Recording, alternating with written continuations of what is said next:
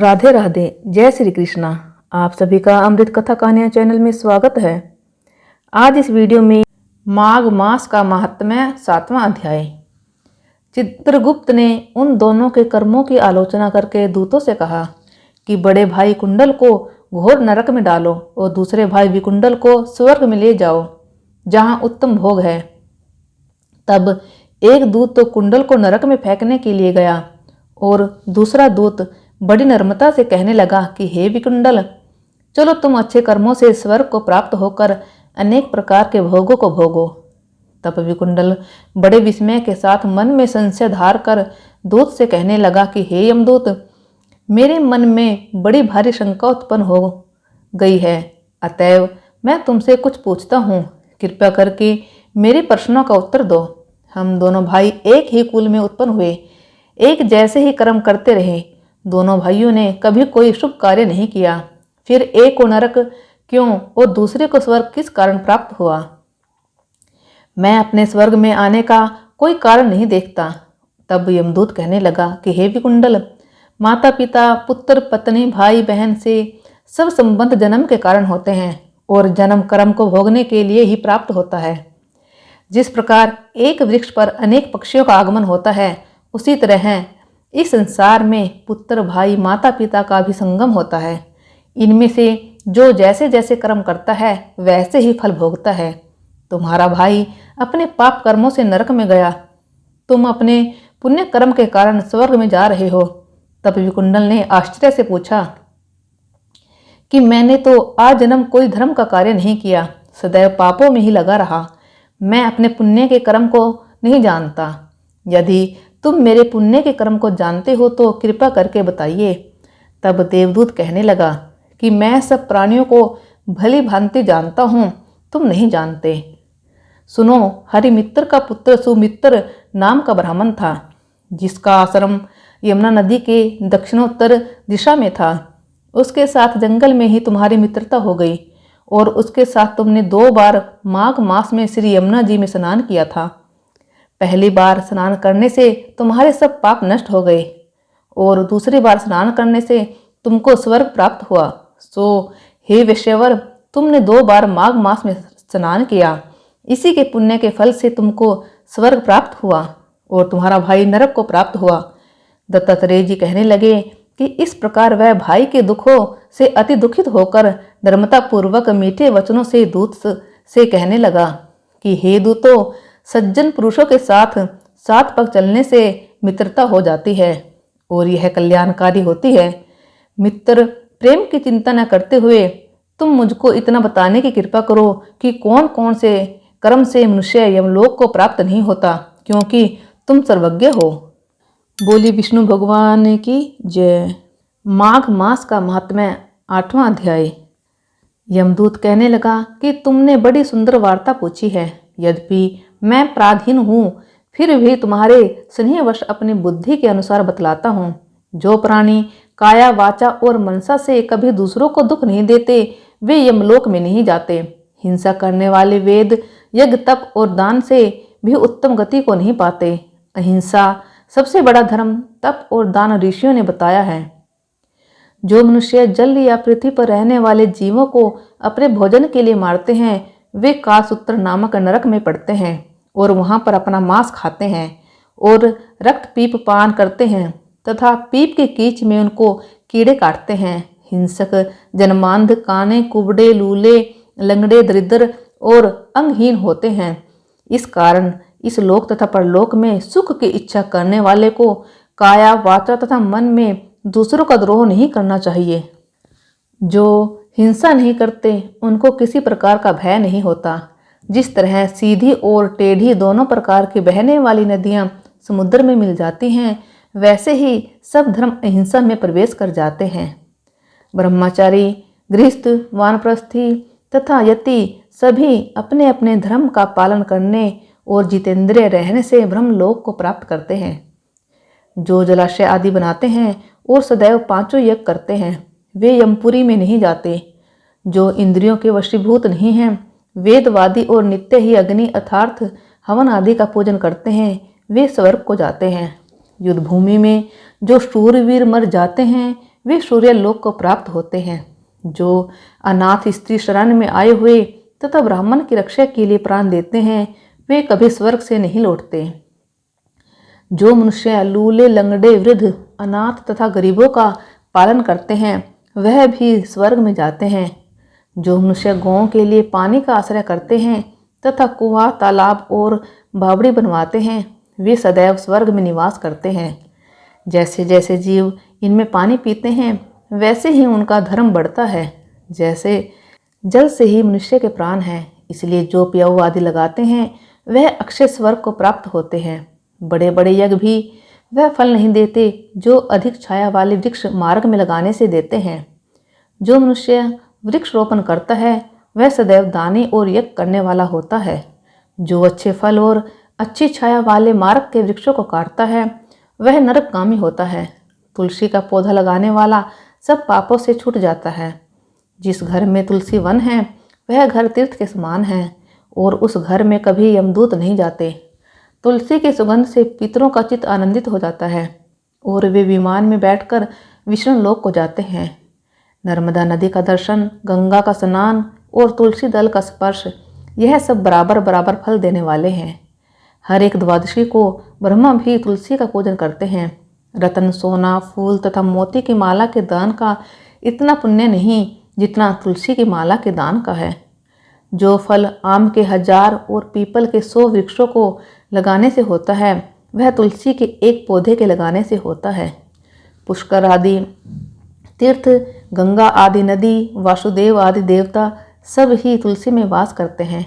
जो एक बार, 2 या 3 बार रेवा नदी से उत्पन्न शिव मूर्ति की पूजा करता है तथा स्फटिक रत्न के पत्थर से आप निकले हुए तीर्थ में, पर्वत या वन में रखी हुई शिव की मूर्ति की पूजा करता है और सदैव ओम नमः शिवाय मंत्र का जाप करता है, यमलोक की कथा भी नहीं सुनता, प्रसंग, शत्रता, अभिमान से शिव पूजा के समान पापों को नष्ट करने वाला तथा कीर्ति देने वाला 3 लोक में और कोई काम नहीं है। जो शिवालय स्थापित करते हैं, वे शिवलोक में जाते हैं। ब्रह्मा, विष्णु तथा शिव का मंदिर बनाकर मनुष्य बैकुंठवासी होता है। जो भगवान की पूजा के लिए फूलों का बाग लगाते हैं, वे धन्य हैं। जो माता पिता, देवता और अतिथियों का सदैव पूजन करते हैं, वे ब्रह्मलोक को प्राप्त होते हैं। यमदूत कहने लगे, मध्याह्न के समय आया अतिथि, मूर्ख, पंडित, वेद पाठी या पापी कोई भी हो, ब्रह्मा के समान है। जो रात्रि के थके हुए भूखे ब्राह्मण को अन्न जल देता है, मध्याह्न के समय जिसके घर आता हुआ अतिथि निराश नहीं जाता, वह स्वर्ग का वासी होता है। अतिथि बराबर कोई धन संपत्ति तथा हित नहीं है। बहुत से राजा और मुनि अतिथि सत्कार से ब्रह्मलोक को प्राप्त हुए हैं। जो एक समय आलस्य से भी अतिथि को भोजन करा दे, वह यम द्वार नहीं देखता। केसरी ध्वज से वैश्वत देव ने कहा था कि जो कोई इस कर्म भूमि मृत्यु लोक से स्वर्ग लोक जाने की इच्छा रखता हो, वह अन्न का दान करे। दूत कहता है कि यमराज कहते हैं, अन्न के बराबर दूसरा और कोई दान नहीं है।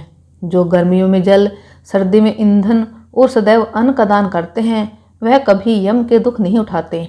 जो अपने लिए किए हुए पापों का प्रायश्चित करता है, वह नरक को नहीं देखता और प्रायश्चित न करने वाला मनुष्य नरक में जाता है।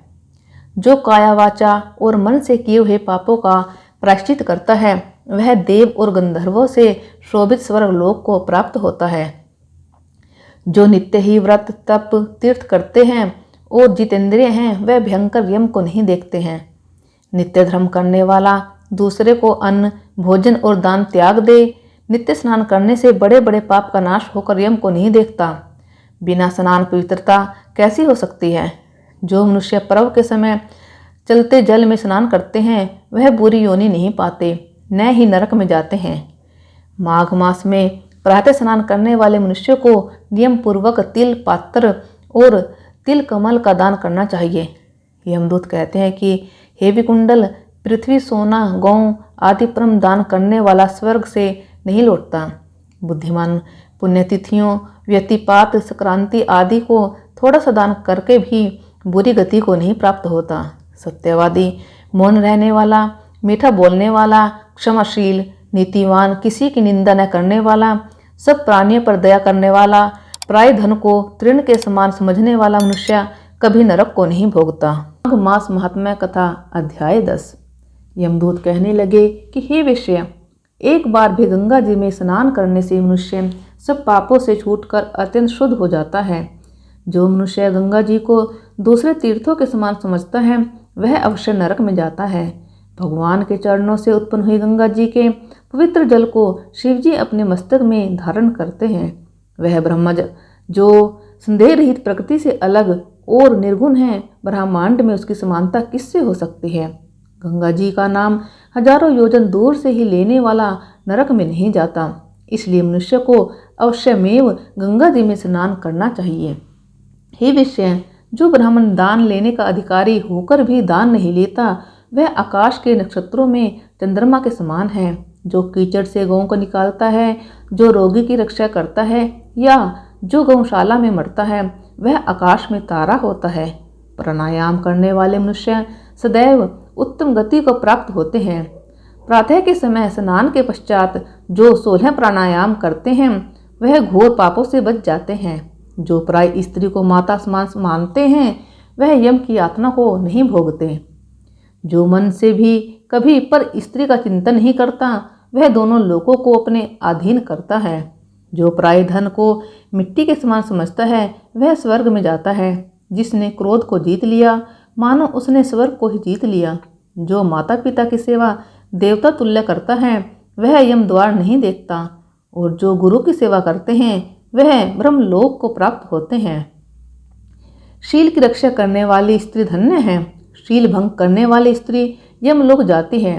जो वेदों और शास्त्रों को पढ़ते हैं या पुराण और संहिता पढ़ते और सुनते हैं तथा जो स्मृति का व्याख्यान और धर्मशास्त्र समझते हैं या जो वेदांत में लीन रहते हैं वह पाप रहित होकर ब्रह्मलोक को प्राप्त होते हैं। जो अज्ञानियों को वेद शास्त्र का ज्ञान देते हैं वे देवताओं से भी पूजित होते हैं। यमदूत ने कहा कि वेश्य, श्रेष्ठ यमराज ने हमको वही आज्ञा दे रखी है कि तुम किसी वैष्णव को मेरे पास मत लाओ। हे वेश्य, पापी लोगों को इस संसार रूपी नरक को पार करने के लिए भगवान की भक्ति के सिवाय दूसरा और कोई उपाय नहीं। भगवान की भक्ति न करने वाले मनुष्य को चांडाल के समान समझना चाहिए। भगवान के भक्त अपने माता पिता दोनों के कुलों को तार देते हैं और उनको नरक में नहीं रहने देते। और जो मनुष्य वैष्णव का भोजन करते हैं वे भी भगवान की कृपा से श्रेष्ठ गति को प्राप्त होते हैं। बुद्धिमान को सदैव वैष्णव का अन्न खाना चाहिए। इससे बुद्धि पवित्र होकर मनुष्य पाप नहीं करता। गोविंदाय नमः इस मंत्र का जाप करता हुआ जो मनुष्य मृत्यु को प्राप्त होता है वह परम धाम को प्राप्त होता है, इसमें कोई संदेह नहीं। जो ओम नमः भगवते वासुदेवाय द्वादक्षर मंत्र या ओम नमो नारायणा अष्टाक्षर मंत्र का जाप करता है उसके ब्रह्म हत्या इत्यादि बड़े पाप नष्ट हो जाते हैं। माघ मास का महात्म्य 11वें अध्याय। यमदूत कहने लगा कि हे वेश्या, मनुष्य को सदैव शालिग्राम की शिला में तथा वज्र या गोमती चक्कर में भगवान वासुदेव का पूजन करना चाहिए, क्योंकि सब पापों का नाश करने वाले, सब पुण्यों को देने वाले तथा मुक्ति प्रदान करने वाले भगवान विष्णु का इसमें निवास होता है। जो मनुष्य शालिग्राम की शिला या हरि चक्कर में पूजन करता है वह अनेक मंत्रों का फल प्राप्त कर लेता है। जो फल देवताओं को निर्गुण ब्रह्मा की उपासना में मिलता है वही फल मनुष्य को भगवान शालिग्राम का पूजन करने से यमलोक को नहीं देखने देता। भगवान को लक्ष्मी जी के पास अथवा बैकुंठ में इतना आनंद नहीं आता जितना शालिग्राम की शिला या चक्कर में निवास करने में आता है।